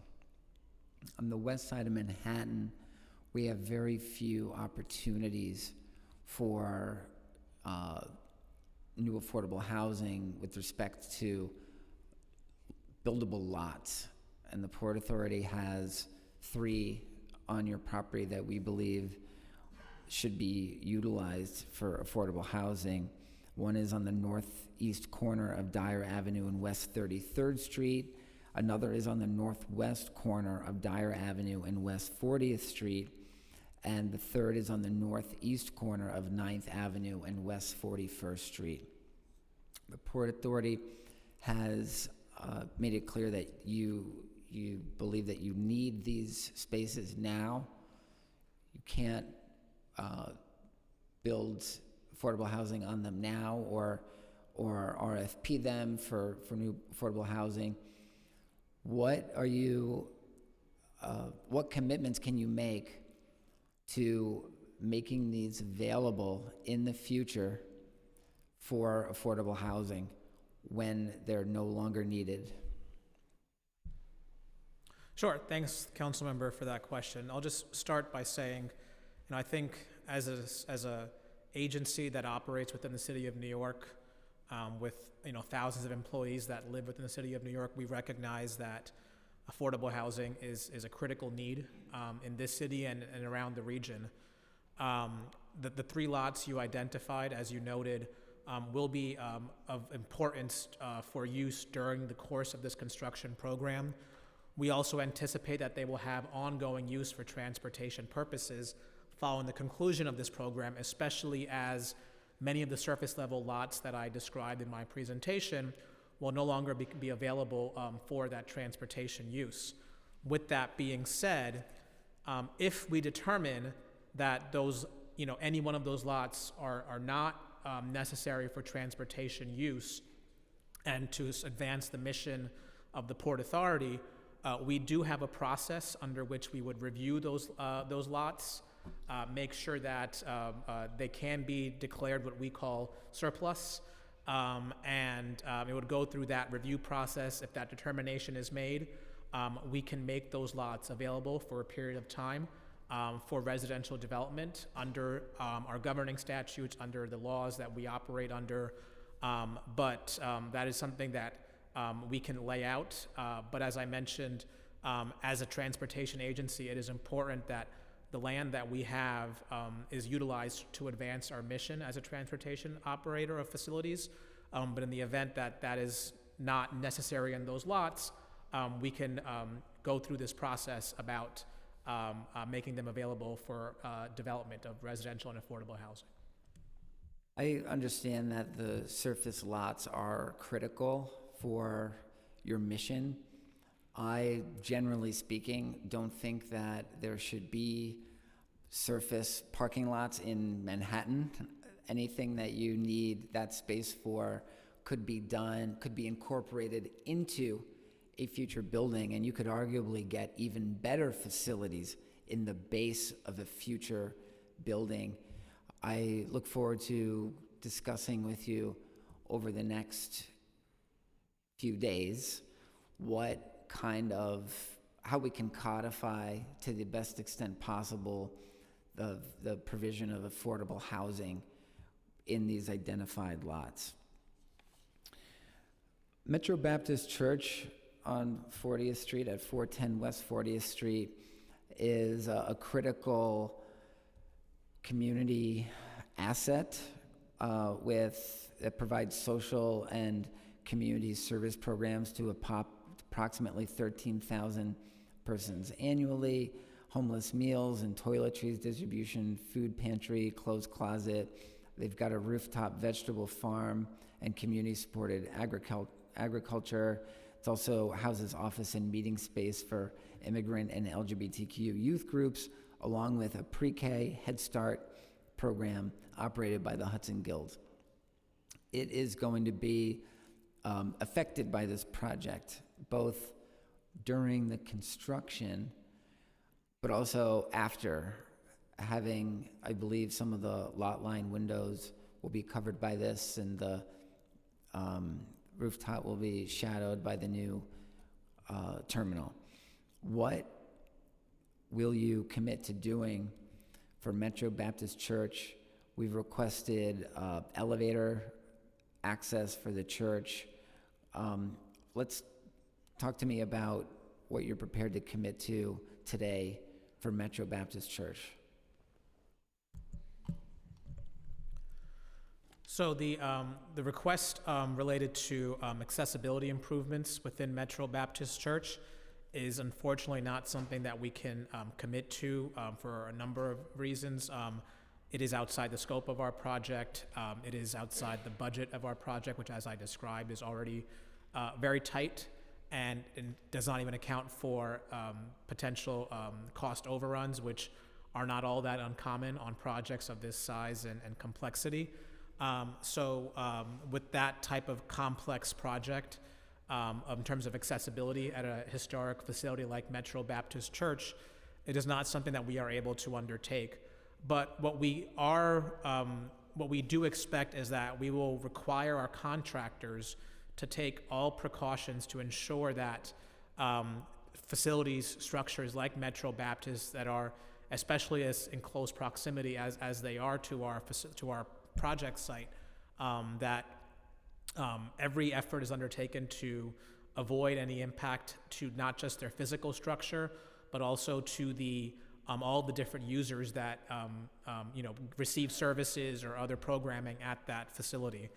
That is of paramount importance, and that is something that we will be working with Metro Baptist to ensure that ongoing accessibility by those users. In terms of the impact on some of the stained glass windows of the church, that is something that was also reviewed as part of the environmental impact statement, and there is a commitment that we have made to ensure that there are measures taken to mitigate the impacts on those stained glass windows, and there are a number of different options that we are considering, and that will be done in collaboration with Metro Baptist in regards to those windows. In regards to the rooftop farm that you mentioned, I know my colleague Glenn has been up there maybe more than once, and we understand that it is a vital resource for the community. Based on the analysis in the EIS, while there will be an impact, it was not determined to be an impact that required any type of mitigation because of the minimal impact. And so we don't anticipate any specific steps to address that issue. But let me also see if Glenn has anything he'd like to add on this topic. Other than, as we progress through the project, one thing that Hirsch touched on, but did just a little more detail prior to the commencement of construction, properties within a particular distance from each phase we would request the right of entry to conduct a precondition survey in terms of looking at the foundations of the buildings, the structural integrity of the buildings, the existing conditions. Those engineer reports would be shared with the property owners so that they have something to look at and be able to use if they feel that something occurred. So there would be a resource for them to be able to say, hey, this was our condition prior to commencing the project, and here's what it looks like today. In terms of the rooftop, it will continue to work with them in terms of, and this would probably be really at the end of phase one when the storage and staging structure is complete, to look at really what is the impact to shadow on the roof. While going through the Section 106 process, the historic preservation process, the impact was considered to be minimal. We'll always, keep an open ear in mind to if anything, could be done. And as Hirsch did indicate, I did go up there and planted a few seeds and picked a few vegetables over the years. And the good news about the rooftop garden, I actually think of myself as a farmer, is that it's not actually planted in soil. They're planters baby tubs, that yeah, can be baby moved pools. around, which is convenient. So we'll work with them on that. Okay, to be continued, our discussions regarding Metro Baptist. I would like to, I've asked in the past about your plan to green the roof of the future Port Authority bus terminal.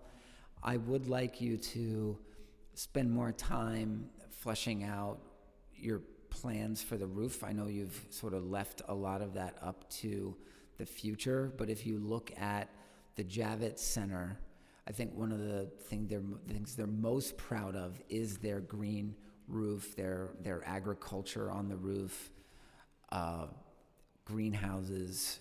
I would like to further discuss that with you. And my last question is regarding community facility space. Community Board 4 has requested 15,000 square feet of community facility space, and the Port Authority has initially offered 8,000. Where are we with that?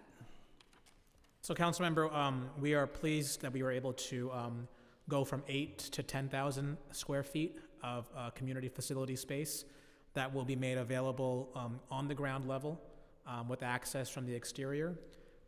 This space will be available upon the conclusion of the replacement program, and we will work with whoever the tenant would be, whether it's the community board or the bid or some other third party, to work out the terms of the lease arrangement for that space. But we are pleased to have been able to go from 8,000 to 10,000 square feet, which is a quite sizable space for the community as a community facility inside the new bus terminal. Thank you. Thank you, Councilmember Batra. Council, are there any members of the public who wish to testify regarding the 3 related applications for Port Authority proposal remotely? And I'm sorry, the applicant panel, you're excused. Thank you. Yes, Chair, we have approximately 11 people signed up to testify on this item, a mix of remote participants and in person. Okay. We're going to begin first with the remote, with the first panel, and then we're going to transition to in-person. So for the remote first panel, the first panel I'm going to call is Julia Campanelle, Joanne Greenfield, and Kate Barnhart. Hello. Hello. Thank you. We can begin Thank with... you for this opportunity. Can I talk? Can I start? Yes, go ahead, Julia. Okay. My name is Julia Campanelli. I'm president of Hell's Kitchen Block Association, which incorporates West 33rd to 35th Streets between 8th and 10th Avenues, nestled in the shadow of Hudson Yards and Manhattan West. On behalf of my community, I'd like to request the formation of a Community Action Committee working group with representatives from the Port Authority of New York and New Jersey, the Mayor's office, Senator Holman Siegel's office, Assemblymember Tony Simone's office, Councilmember Eric Botcher's office, Community Boards 4 and 5, the city agencies involved, the developers in this project, and representatives from the affected communities to establish a plan for best practices in noise mitigation before the construction starts. We did this 8 years ago with Manhattan West and Hudson Yards, when the amount of and duration of so much construction so negatively impacted our community. We were able to establish noise mitigation hours and practices without diminishing weekly work hours for the developers. We would love to do this again for such an immense project as the Port Authority bus terminal in such a densely populated area. We would also like to see less retail and commercial space and more affordable housing in this new development because it's so desperately needed. We'd like to request more pedestrian and green spaces in the Dyer Avenue approach between West 34th and West 37th Streets that bisects our densely populated community.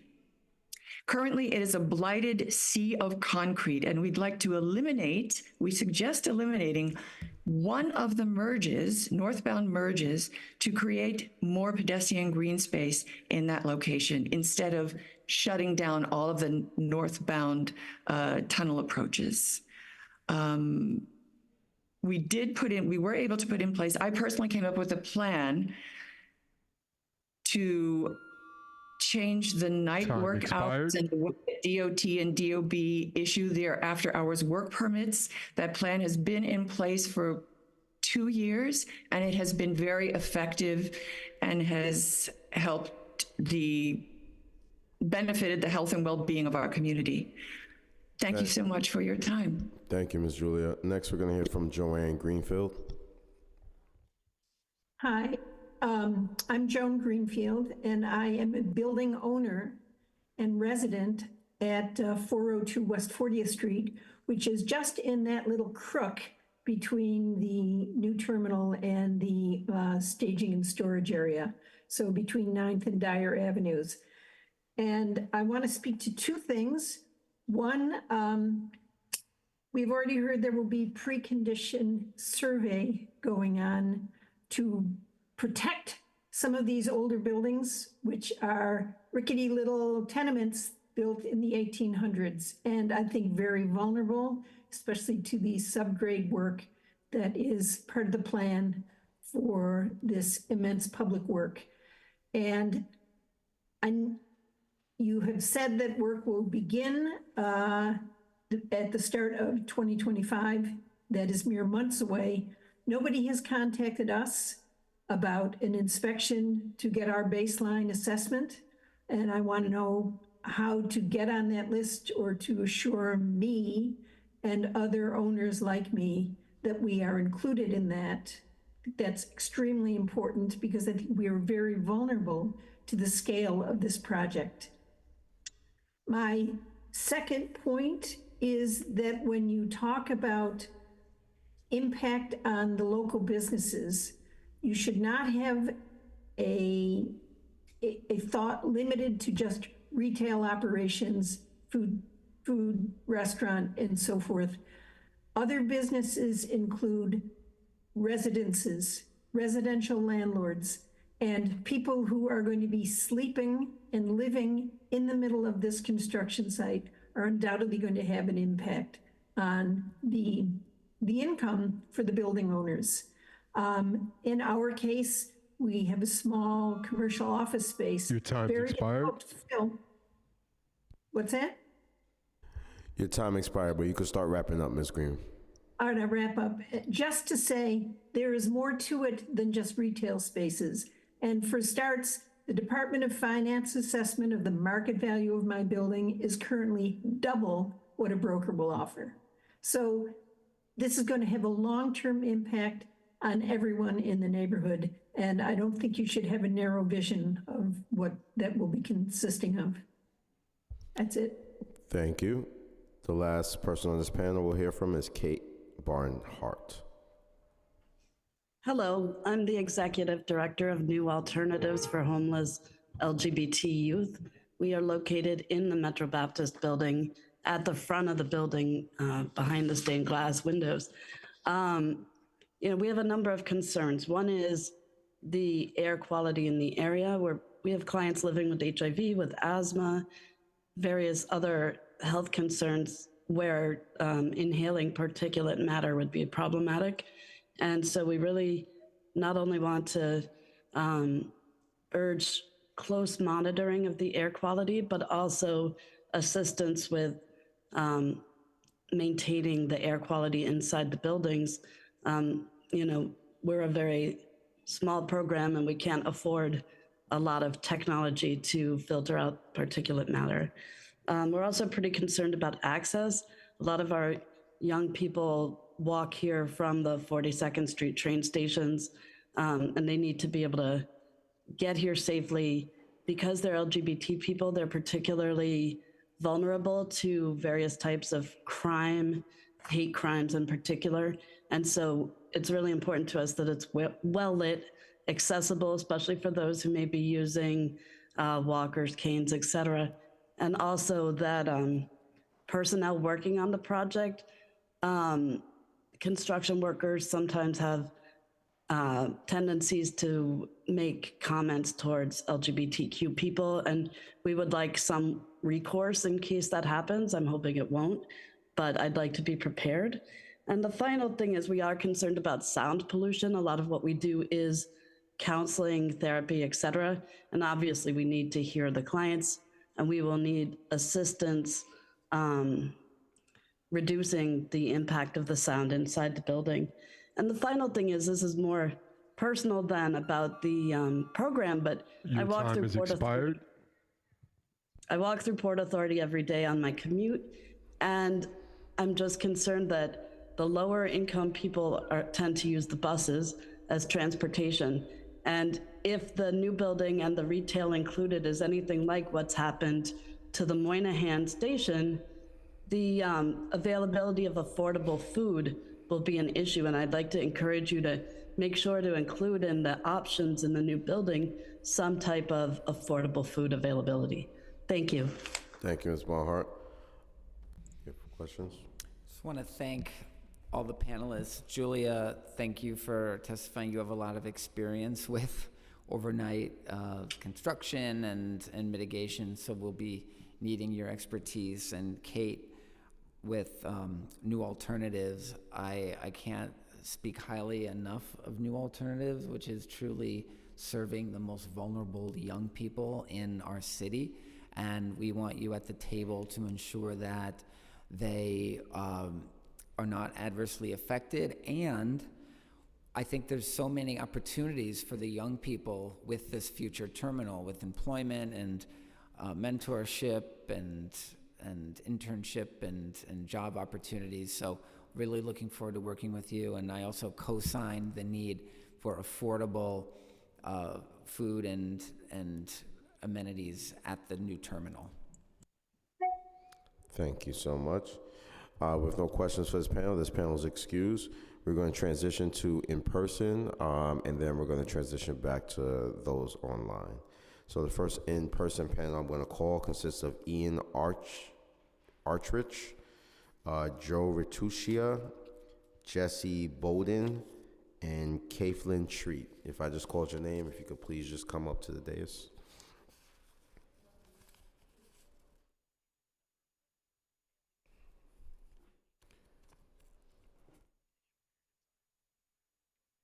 Okay, each panelist will be given 2 minutes. The Sergeant at Arms will let you know when your time is up.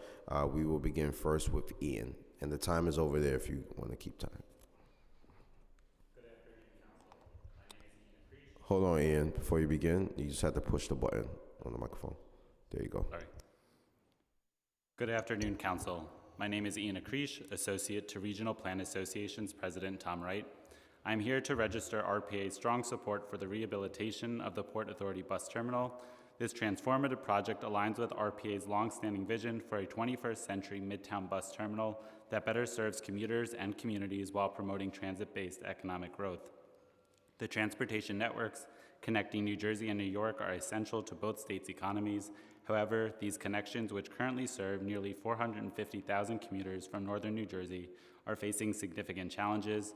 Bus commuters account for 31% of all travelers across the Hudson River, surpassing those using commuter rail, path, or driving.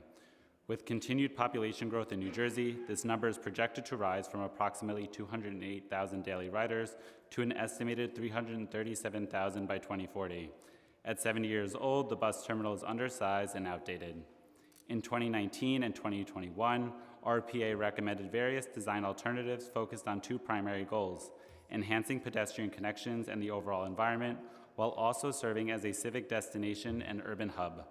Among the plan's proposals that align with our vision are the construction of a central entrance and an increase in street-level retail, aimed at better integrating the terminal into Midtown.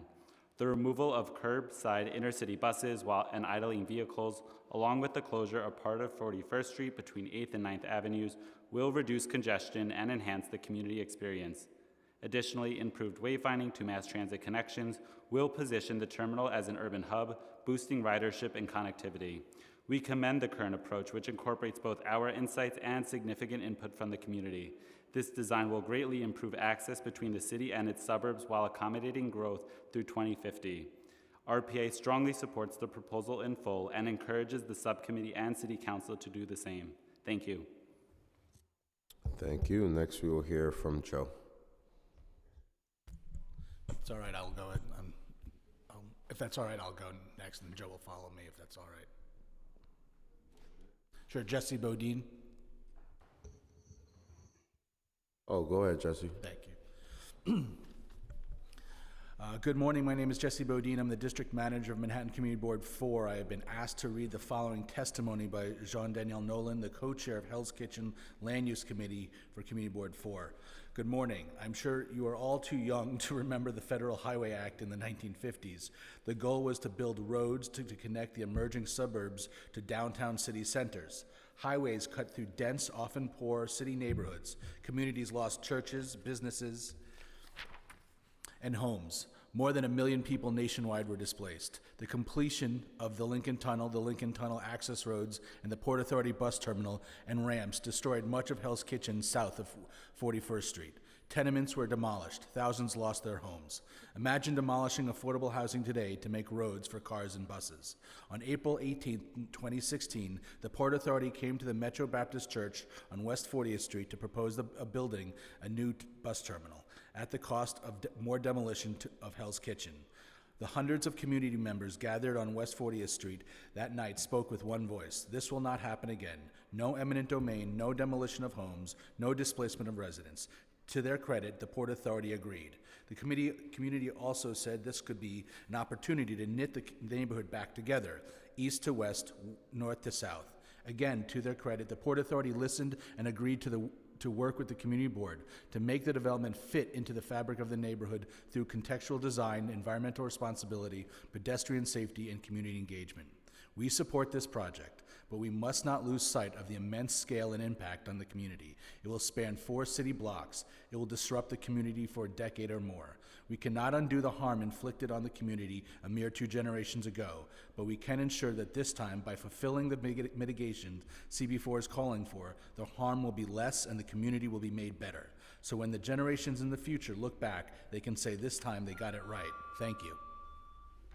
Thank you. Joe? My name is Joe Restuccia. I'm the co-chair of the Housing Committee of Community Board 4, a member of Land Use, executive director of Clinton Housing that builds affordable housing in the district, and a 44-year resident of Hell's Kitchen. The project is much better than when we started. I commend the Port Authority for working with the community board on major design changes. There is no eminent domain. However, we have to pin things down. Never has the City Council passed something creating open space without commitments for funding, both capital and for operations. It is a 2.1 million square foot project. I am very pleased the Port Authority has increased the community facility from 8,000 to 10,000. They need to go further. In a 2.1 million square feet, it is laughable to say you cannot find a few more thousand square feet for a community facility. It is important for us to pin down these funding issues because we must. To say that we defer affordable housing 10 years after the project happens is not acceptable. We must work with the City Council to get specific timeframes because a location for a snowplow is no importance compared to location for affordable housing. I believe we can work this through with the Port Authority, but to say that every bit of benefit, both green space and affordable housing, is deferred for 10 years will say that this community gets nothing up front, and that is a serious, serious issue politically. Thank you very much. Thank you. And last, Caitlin? Kathleen, thank you. Eric, can you hear me? It's the Kathleen Treat. Oh, no, we need that, Kathleen. You have to talk into the mic. Okay, Thank you. sure. I'm from the Hell's Kitchen Neighborhood Association. Hell's Kitchen's geography reflects our humble history as a neighborhood of the working poor, for the most part utterly neglected by our city fathers. You will not find multiple playgrounds here, let alone a public swimming pool. First and foremost, Hell's Kitchen is a community, and our population is booming. We all will require a haven of open green space from this colossal, mind-boggling project.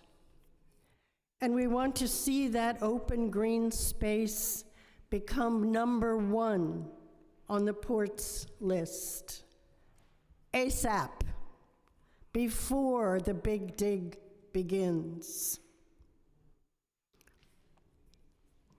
And we want the Port Authority to pay for it. Thank you. Thank you. Councilmember Boucher, you have any questions for this panel?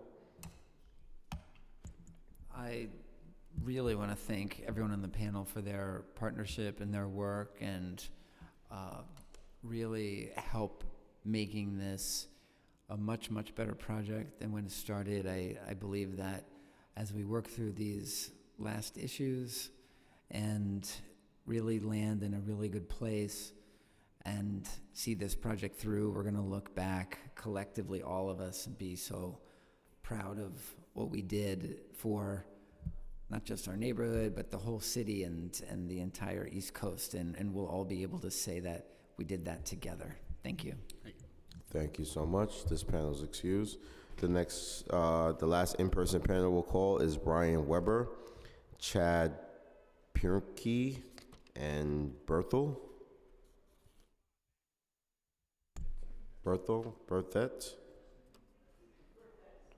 sorry.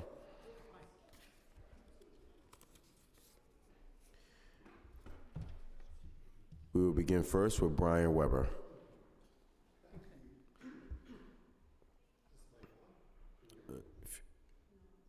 There you go. Sorry, the mic wasn't on. Past Zoom, and now I can't get the mic on. Hi, I'm Brian Weber. I am a community resident, and among other things, I serve as the president of the Midtown South Precinct Community Council, a public member of Community Board 4, the chair of the West 36th Street Block Association, and also was a part of the Hell's Kitchen South Neighborhood Coalition, which worked extensively in parallel to Community Board 4 and informed much of the requests that Community Board 4 put in terms of what this project will do to the surrounding community and our neighborhood. Now, bearing all that in mind, I'm here to testify on behalf of myself, not behalf of these individual entities, but it informs everything I have to say, and it informs how I look at this project through the lens of the well-being, safety, and health of the community this project is going to occur within. I've grown quite affectionate for this community, and I want to see that the outcome of this project and the course in which we take to get there does not disrupt the lives of everyone who lives around it. At the end of the project, in 10 years, we will have public open green space, which is fantastic. But what are we going to do in the interim? What are we going to do in the interim when we have a temporary bus terminal between 9th and 10th Avenue? How are we dealing with the pedestrian flow through there? And what about the desperately needed green spaces that this community came forth and asked for in the course of this project? Air quality was a chief concern. It informed the design of the bus terminal, but we were also concerned about air quality over the course of this project.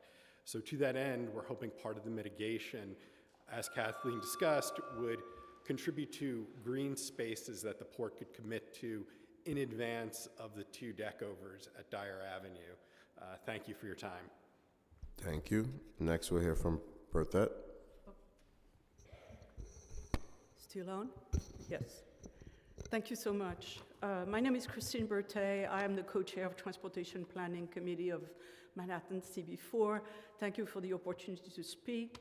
And first, I want to recognize that the Port Authority team has been an exceptional partner to date. They have gone way beyond the call of duty to communicate and to solicit input from the community, and they have been very responsive to it. So this has been just an extraordinary partnership. But as the port admits earlier, the construction phase is going to be very, very taxing on our residents. It will last 10 years. It will affect 4 avenues and probably 10 streets. And it's not your usual real estate project. It's going to be, the whole neighborhood is going to be a construction zone. The traffic disruption will be massive with street closure, with many, many bus gates on the streets. 250,000 commuters on the sidewalk to reach the subway. All of this conflicting with daily chaos of the Lincoln Tunnel traffic, which is already existing today.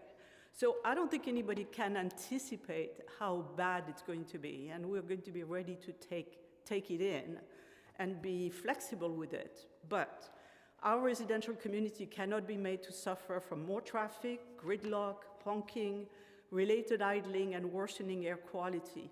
Our district has the 3rd worst air quality in the city. So the solution exists, but it seems that the port is not ready to spend a very small 0.5% of their budget on those mitigation.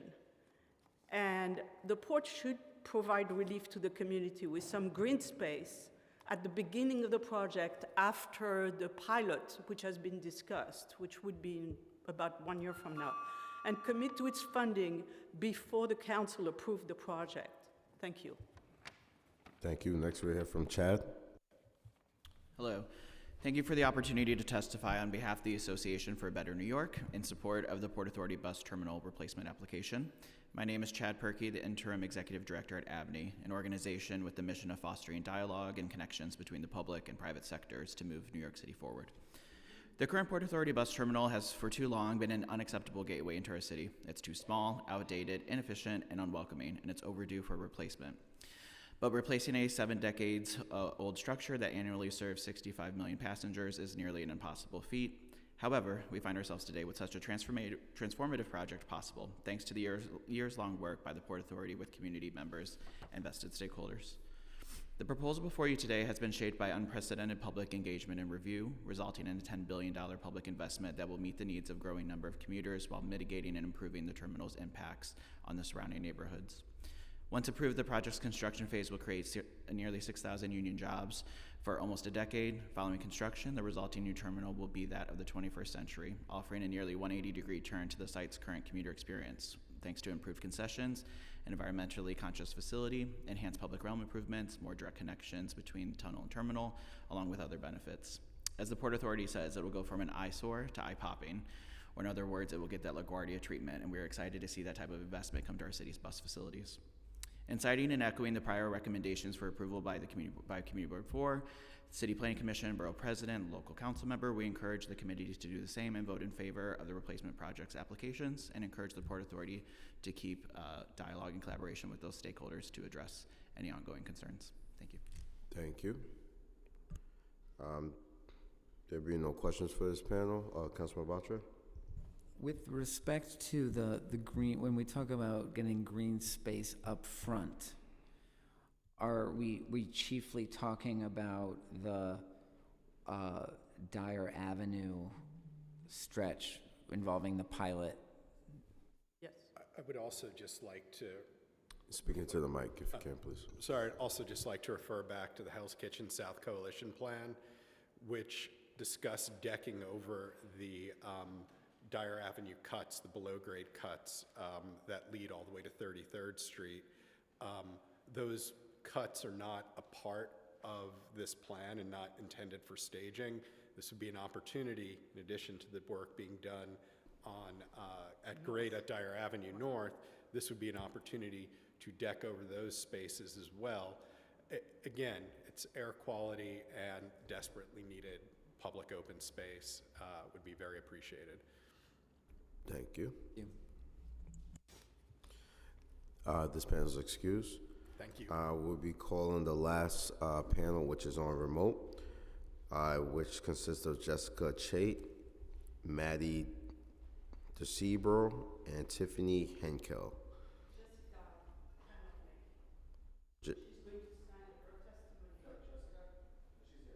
Oh, she's online.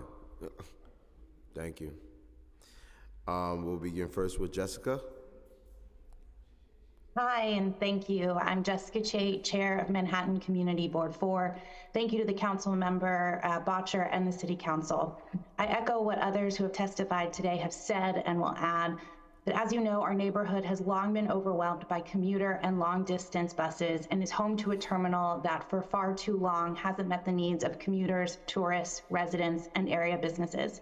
We are encouraged and grateful that the Port Authority has been in ongoing dialogue with the community, not just CB4, but in listening sessions and the like, to arrive at an operations plan and structure that is more fitting than what was originally proposed. However, the combination of the significant, dare I say, massive size and scope and duration of this project means that there will be countless unpredictable and deeply challenging impacts to all who experience this area for many years to come. We need to make sure, and we ask for your help, that the Port Authority is not only committed to delivering the state-of-the-art facility, but also to ensuring that the people who live, work, and receive support from providers in the district who will see their lives greatly disrupted during construction are not overlooked or discounted in this process. This can be accomplished by having the Port Authority commit to an active construction task force, delivering on much needed greening space that you've heard about, not when the project is done, but before, so as to provide respite and mitigation for the congestion and challenges faced by all who spend time there. This would also include organizing detailed plans and commitments for social services and businesses and traffic mitigation before a shovel is even in the ground. We thank you for your support and look forward to continuing in partnership with the Port Authority and to seeing this project realized. Thank you. Next, we'll hear from Maddie DeCerbo.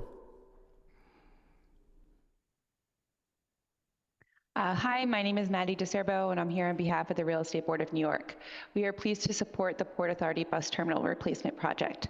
We commend the Port Authority of New York and New Jersey for taking essential steps to enhance this critical regional transit hub, which is vital for accommodating increasing ridership. The proposed project involves several land use actions to facilitate the development of the existing Midtown bus terminal alongside adjacent properties, resulting in a modern bus terminal, bus storage and staging facilities, and new ramp system. Furthermore, the project includes plans for 2 private commercial office buildings above the terminal, a critical component necessary for the financial health of the project. As bus ridership is projected to grow in the coming years, the need for a new facility becomes increasingly urgent.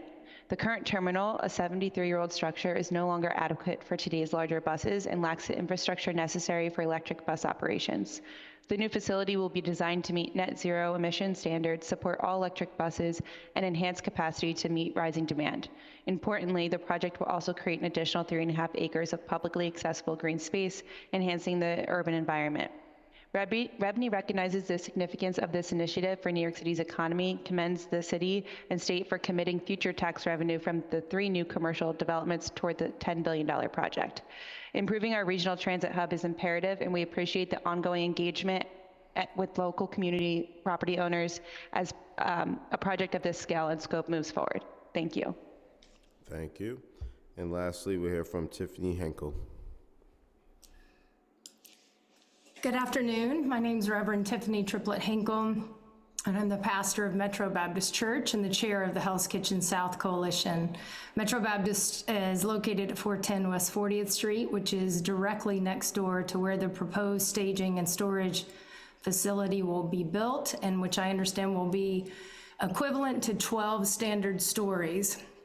While I acknowledge that a new facility is needed, and I am encouraged that the proposed project appears to address some very important issues with the current terminal, I want to speak to a few concerns related to the immense impact that this project will have on Metro Baptist Church and other vital community service agencies in our community. And I appreciate that some of these concerns have already been brought up earlier in this meeting by Councilmember Bottcher and others in our community, and have been addressed a bit by Port Authority, but I think it's important for these and others to be reiterated. My first concern is that Metro and several other historical properties in the neighborhood will lose significant sunlight with the development of this project. Specifically, Metro will ultimately lose 6 hours of sunlight per day. We are concerned about this for several reasons, including the fact that we have a year-round universal pre-K and Head Start program in our building, with the majority of the windows for that program on the west side of our building, which will be facing the staging facility. And as has already been noted, we also host a community urban farm on the roof of our building, which is only 4 stories. The loss of 6 hours of light, with all due respect, will not be minimal, but in fact will be detrimental to that program and green space, which has served and been a refuge for the community for nearly 15 years. And of course, the loss of light will severely impact the historic stained glass windows of our 110-year-old building.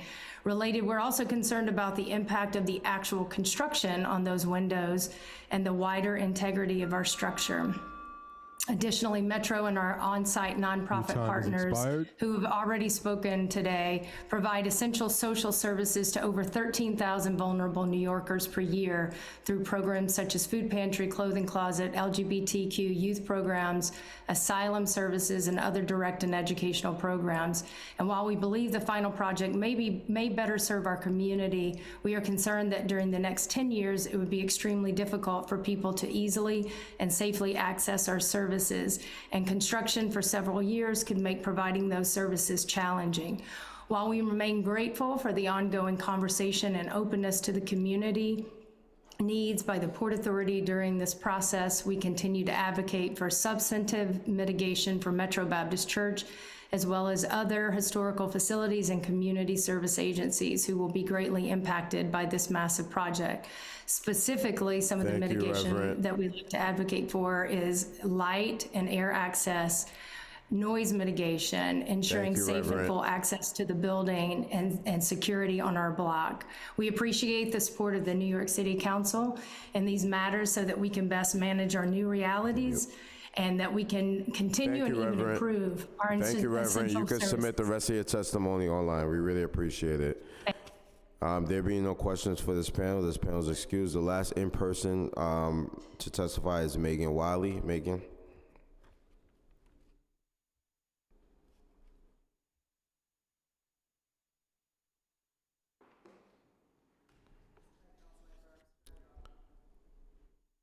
Megan, you can press the button. Thank you. Good afternoon, Chair Riley and council members, and thank you for the opportunity to speak to the Subcommittee on Zoning and Franchises today. My name is Megan Wiley, and I'm the Director of Government Relations at the New York Building Congress. The Building Congress comprises 500 constituent organizations and represents 250,000 skilled tradespeople and professionals across the industry, all dedicated to the growth and prosperity of our city. We strongly express our support for the Port Authority's Midtown Bus Terminal Replacement Program, a groundbreaking plan that will transform our city. The current Port Authority bus terminal opened more than 70 years ago on a west side that no longer exists. The neighborhood and surrounding area has exploded, and the terminal has reached the end of its useful structural life, in addition to being the butt of countless jokes for far too long. Our new New York demands a modern terminal built for the future, state-of-the-art, sustainable LEED certified, and future-proofed for projected commuter growth. This proposal will not only beautify a current blight, but also reduce congestion by removing curbside intercity and idling buses. The new ramp structure connecting to this Lincoln Tunnel will take buses off our local streets, and decking over Dyer Avenue will create 3.5 acres of community green space where once traffic was all anyone could see.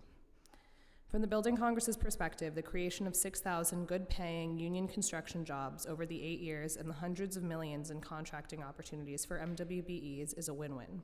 Finally, the most important factor in all of this is that unlike many public projects of this size, the community and commuters were enlisted as partners in the planning. In fact, it was approved unanimously by the Community Board 4. We urge you to support this bold initiative to reimagine mass transit in Manhattan. Let's lead the way in community-driven, sustainably built, commuter-friendly mass transit infrastructure, and let's start by approving a new Port Authority bus terminal. Okay. Thank you so much. There being no questions, this panel is excused. Thank you so much. Council, are there any more members that wish to testify on LUs 185, 186, and 187?